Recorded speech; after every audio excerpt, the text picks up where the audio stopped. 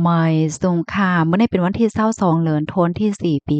2026ในตอนในเฮามาถ่อมด้วยข่าวเงาล่มเลี่ยงหลงพัดข่าวตีเมืองแข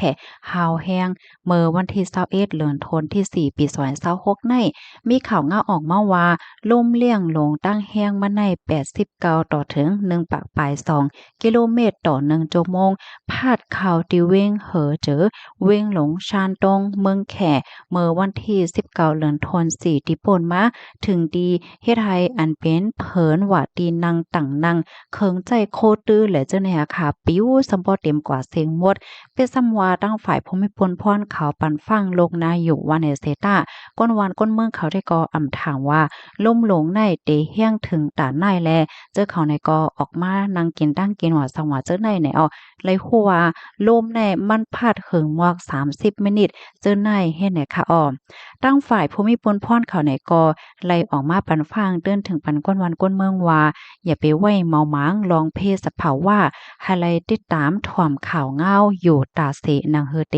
หลอดเพนั่นว่าไหนคะอ้อตั้งฝ่ายภูมิพลพรเขานั่นไล่ออกเปิ้นเผาถึงก้นวันก้นเมืองว่าอย่าไปออกนอขอนอเฮิรนเมื่อพ้องตีล่มเลี่ยงลงข่าวเลยจังไหนย้อนก็เปว่ามันเตจังเฮ็ดให้ตื้อเคิกต่อลองหลอดเพไลเฮ็ดจังไหนอ้อมไล่ฮู้ว่าตีเว้งเหอเจอในขณะคบทบยาม ล่มเลี่ยงหลงในที่เกาะเป็นล่มละลายกุ้ยมก้าค่ะมีป้าฝนทรายว่าสังว่าเฮ็ดจังไหนป้าเนี่ยค่ะอ้อไล่ฮู้ว่าลวงตั้งไว้ของล่มหมางปื้นตีเนี่ยมันหาวแห้งถึงขั้นตีจังพัดเอาหลังคาเฮิรนว่าโครงสร้างโจข้าวอะอันที่มันแก่นแข็งแห้งกึ้มเลยจังไหนปิวไล่ลูกกวาดเนี่ยอ้อย้อนก็เพราะว่ามันแห้งหนาอาลาเหลือเสนั้นไล่ฮู้ว่าอันเป็นต้นไม้แหละจังไหนก็ตั้งนำตั้งหลายค่ะ ไล่ฮักคะเนาะกิ่งมันฮักว่าต้นมันล่มว่าจังเนี้ยล่มเต็งสายซ่อมเส้นทางสายตั้งสายไฟว่าสังว่าเฮ็ดจังไหนถึงดีเฮ็ดให้ไฟฟ้าได้รับหมวดเป็นดีเป็นตวนเฮ็ดจังไหนอ้อมตั้งฝ่ายภูมิพลพรเขาเนี่ยก็ไล่มาจอยมาเถียมนั่นน่ะเนาะเลยฮู้ว่ามีคนไล่รับเจ็บหมาดป้าอิดออดเนี่ยเขาเอาหญ้าอันเคิงใจโคตื้ออันที่มันปิวจมลมว่าสังว่าจังไหนแน่มาพัดสายขากล้วยกะว่ากำลีก้นอันรู้สึงสาใจว่าจังไหนได้ก็ อำไลหันว่ามีป้าเฮ็ดจังแหน่นะอำในเป็นข้อมูลต่อถึงเมื่อวานในเฮ็ดไหนอ้อก้อยกะว่าจึงเหอเกาหลีตั้งฝ่ายภูมิพลพรเขาแท้กอเตสืบทาดลองตั้งไล่โหยอย่ามันกว่าเนี่ยค่ะอยู่ดีห้องการฝ่ายฟิล์มฟ้าราศีในเปิ้นตีเนี่ยก็ไล่ปันฟ้างเตือนถึงปันก้นเมืองเปลี่ยนจันสีเหลืองหมักจอกสีส้มค่ะเนาะว่ามันแห้งนะจังไหนปยกสั่งให้กึดรองตรงหนึงกลางปังจังไหนตั้งเสียงตั้งหมดค่ะเข้าย่ำสืบว่าในตั้งฝ่ายภูมิพลพรเขาฝ่ายแคไฟเขาฝ่ายจอยเทียมเขาเนี่ยก็ไล่ลงเปิ้นตีแตะเกียบที่เรียกว่าแต้แปดกิ่งไม้ที่อันมันล่ม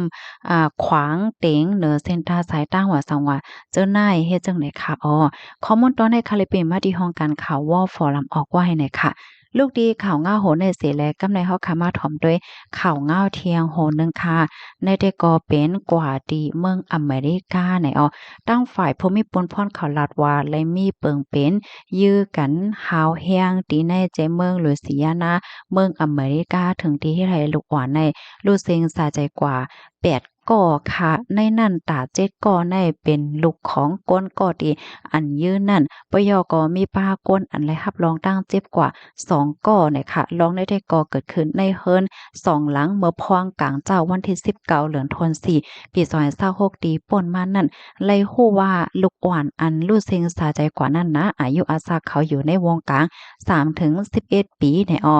และหนึ่งในก้นที่อันได้รับรองต้านเจ็บก่อนนั้นก็เป็นแม่ของลูกอ่อนค่ะเมื่อเหลียวในตั้งฝ่ายภูมิพลพรเขาก็ตึกกวดท่าถาลองตั้งไล่โหย่อยเยี่ยมมันอันไรเป็นกว่าในปอกกำไนให้แน่เนาะตอนตาก้นก็ดีอันเฮ็ดนั่นแต่ก็ไล่รู้เซ็งสาใจกว่าเหย้าในคณะว่าหลังเสถึงตั้งฝ่ายภูมิพลพรเขาลำจอมเมื่อพ้องดีมันใจนั้นเข้าใจเน็ตปลายกว่าจักเดี๋ยวนั้นน่ะเนาะ เลยฮู้ว่าผู้ชายก็ได้ค่ะมื้อแต่มันได้ก็ยื้อผู้หญิงที่เฮิรนหลังที่หนึ่งเนี่ยค่ะกำนันก็ขึ้นฮอก้าเสียกอกว่าเที่ยงเฮิรนแห่งหลังหนึ่งค่ะ ลูกอ่อนเจ็ดก็รู้สึกสะใจดีเฮิรนหลังที่สองเหี่ยวไหนค่ะเนาะเหี่ยวก็เที่ยงหนึงก็ซ้ำในครบทบหันว่ารู้สึกสะใจอยู่เนอหลังเฮิรนในออกคาล่ำว่าเล็บเด็กเข้าใจหาไล่ตั้งเสียวก็ปลายว่าในอ้อมอันเป็นญาติพี่น้องก้นเจ็บค่ะลาดว่าผู้ใจายก็ในมันใจายแผ่ตั้งกันตั้งก็เป็นเมไหวปยก็เขามีคินกันดีๆกว่าคืนลุ่มตลาในวันจันทร์เฮ็ดจังไหนเขาวันตั้งดีเดเป็นนั่นไหนค่ะสองก็มีลวงเถงหม้อกันผิดกันเกี่ยวกับไปลองแปดกันแผ่ตั้งกันว่าสังว่าเจ้าในไหนอ้อไล่ฮู้ว่าผู้ใจก็ในมีลูกสีกอดจอมก็เป็นเมปยกแทง3ก็ในซ้ำมีจอมนางยิงแทงก็หนึ่งอันที่เขามีลองจำใจกันเฮ็ดจังไหนอ้อเปิงเป็นในก็ได้เรียกว่าเป็นเปิงเป็นลวงยื้อหาวแฮงที่สุดในอเมริกาในรอบ2 ปีก็ว่าไล่ไหนค่ะข้อมูลตอนในคาลิปีมาที่ห้องการข่าววอลฟอร์ทำออกไว้ในอ้อพี่น้องค่ะรับถอบข่าวเงาโหนในเหี่ยวหันถึงจึงฮือพ่วงในค่ะนะก็ผันด้าหันถึงมาไล่ในค่ะเนาะเปิงเป็นในก็บางป้องบางหลายค่ะเนาะเฮาค่าอำทางเสมันก็เลยเป็นมาหลายจังไหนก็มีเนี่ยค่ะลูกดินในเสแลกำไรค่ะได้ขย้อนอ่อนเอาพี่น้องค่ะมาถ่อมด้วยขันแหลกเงินอีกหนึ่งเฮ็ดจังไหนเนาะ ข้าวไรหันแม่นขันแลกเงินค่ะเนาะเพราะว่าเงินดอลลาร์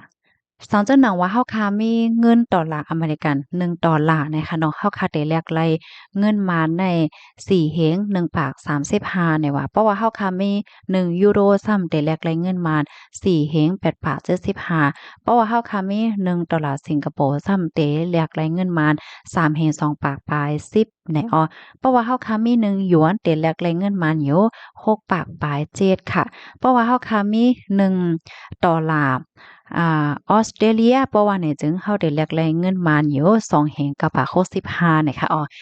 เพราะว่าจังได๋แต่ก็เด้อเข้าใจเด้อปองใจหลีค่ะเนาะพี่น้องค่ะมันป้องว่าเพราะว่าเฮาค่ะมีเงินนอกเมืองเหกว่าแลกเงินมาในคันมันได้เป็นเมียวหนึ่งเฮ็ดเนี่ยเนาะก็ได้เพราะว่าเฮาค่ะมีไว้เงินมานเหเอาเงินมานกว่า แล้วเงินน้องเมืองซ้ำเฮาขาดเด้อเลยปันน้ำมันเป็นไว้ให้เนี่ยเนาะอ๋อค่ะกำในเฮาคาสามารถด้วยเนาะสองเจ้าหนังว่าเฮาค่ะมีไว้เงินมาเนี่ยเฮาได้กว่าแลกเงินนอกเมืองกำแหน่1 ดอลลาร์อเมริกันได้เตไลปันอยู่4แห่ง2ภาค45 1 ยูโรได้ซ้ำเตไลปันอยู่5แห่งปลาย5 1 ดอลลาร์สิงคโปร์ซ้ำเตไลปันอยู่3แห่ง3ปากปลาย10 1 หยวนได้ซ้ำเตไลปันอยู่6ปาก23 1 ดอลลาร์ออสเตรเลียซ้ำเตไลปันอยู่3 3เฮง3เฮงปลาย44วันไอ้ค่ะอ๋อค่ะกำในเฮาค่ะซ้ำมาด้วยทางเงินไทยค่ะบ่เหมือนจังว่าเฮาค่ะมีเงินไทยมาแลกเงินมานค่ะเนาะ1 เสียนในเฮาได้ไล่ปันอยู่7 บาท 75ค่ะเพราะว่าเฮาค่ะเอาเงินมาเสียดีกว่าแลกเงินไทยเงินมา1 เสียนในได้ไล่เงินไทยอยู่7 บาท 55ว่าไหนอ๋อค่ะนี่ก็เป็นคันแลกเงินในวันเหมือนในเนี่ยเนาะพี่น้องค่ะจ่องสนใจค่ะคันแลกเงินจังเนี่ยเพราะว่าพี่น้องค่ะสนใจจะรัดพันอีกหนึ่งมื้อเลียวค่ะหันแม่นเพกดีอันเปิ้น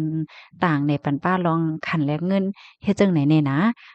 เพราะว่าไผใดสนใจเนี่ยก็ร้านว่าปันไรค่ะเดี๋ยวใกล้ๆเอามาอ่านในปันให้เนี่ยเนาะ